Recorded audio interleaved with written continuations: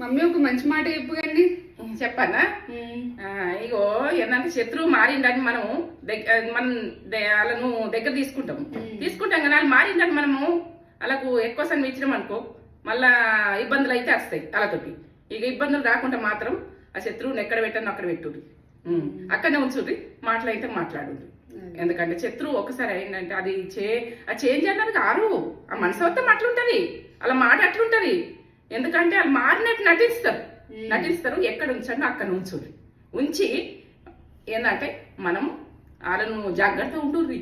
వాళ్ళతో అయితే జాగ్రత్తగా ఉండు, శత్రువులతో జాగ్రత్తగా ఉండు. శత్రువు గురించి చెప్తున్నాను ఇది గట్టిగా.